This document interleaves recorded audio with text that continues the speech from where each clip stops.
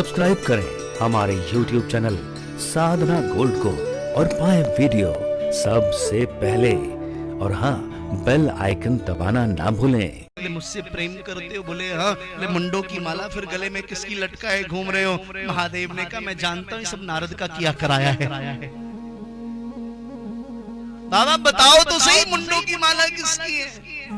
महादेव की आंखें नम हो गई। देवी तुमने कभी पूछा नहीं और मैंने कभी बताया नहीं। और प्रेम प्रकट करने की वस्तु नहीं है, ये तो अंदर की बात है। आजकल प्रेम भी प्रदर्शन का विषय हो गया। देखिए लोगों के फेसबुक की टाइमलाइन को,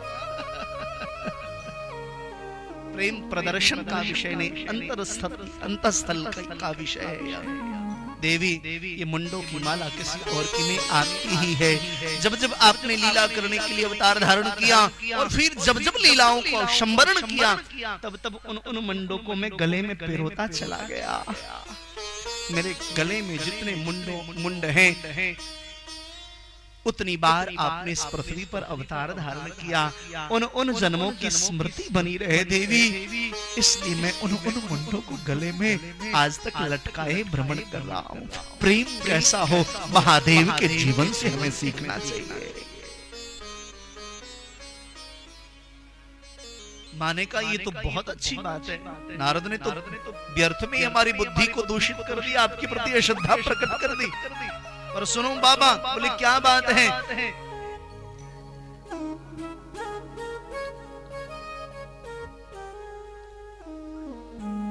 क्षमा करें।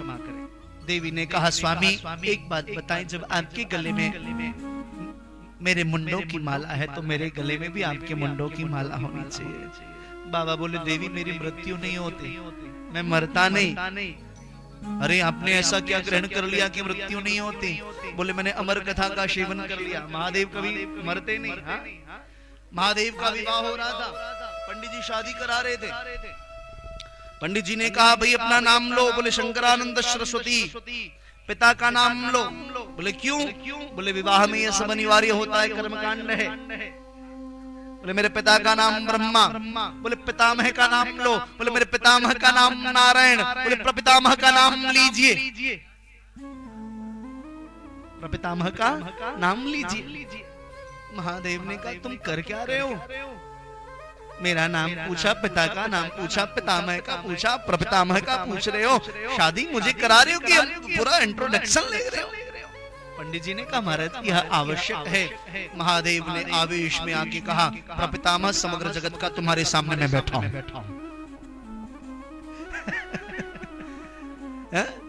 सबका दादा मैं बैठा हूं, सारी दुनिया मुझसे प्रकट हुई है।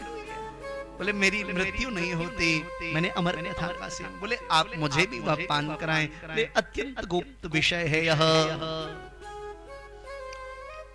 चारों ओर देखो कोई है तो नहीं, कोई नहीं था। एक शुकी बैठी थी, उसको भी भगा दिया।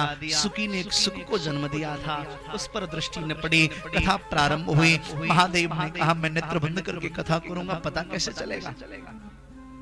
बोले मैं ओंकार का उच्चारण करूंगी। प्रथम स्कंद की कथा पूर्ण हुई। माँ ने कहा ओम। द्वितीय स्कंद की कथा पूर्ण हुई। माँ ने कहा ओम। ऐसा करके नवम स्कंद की कथा प्रारंभ हुई, वंशावली प्रारंभ हुई।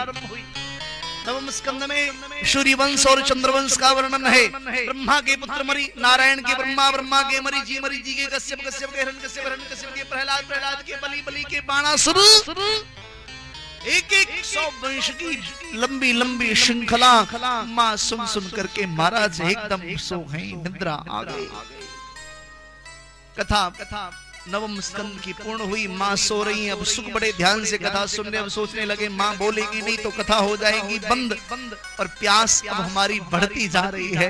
एक बार जिसको कथा की लौ लग गई उसे कुछ अच्छा लगता नहीं। महाराज व्यग्र हो रहे हैं, सोचने लगे सुख क्या करूं। तब तक हो गई कथा नवम स्कंद की पूर्ण। महाराज महादेव ने जैसी किया पूर्ण, सोई शुक बोल उठे ओम। माँ की भाषा में दसम स्कंद एकादश द्वादश पूर्ण हुआ। शुक बोलते रहे, ओम भाव से कथा सुनते रहे। महादेव ने जय घोष किया कथा के पश्चात। बोलिए कृष्ण कन्हैया लाल।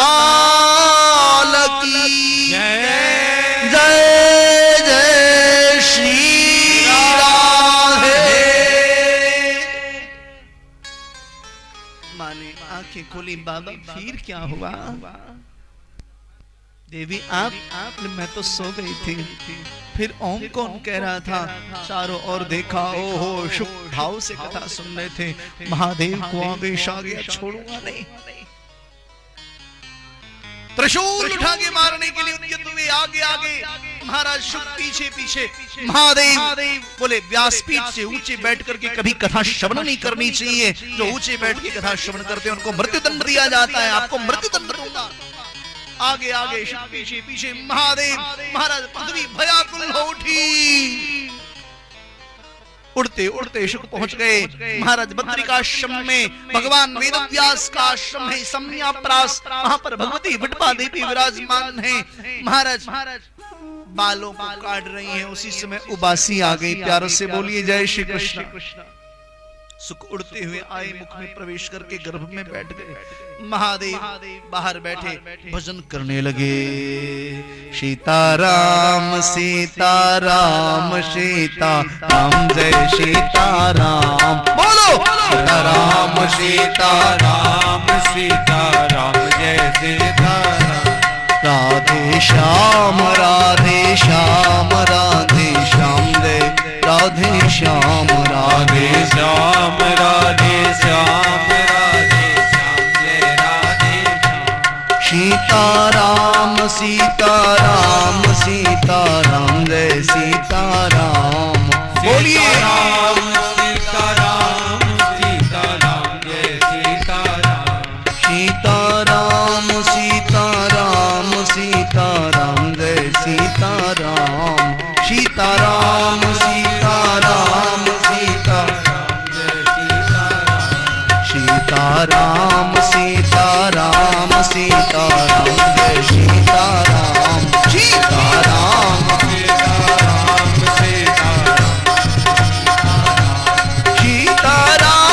सीताराम सीताराम सीताराम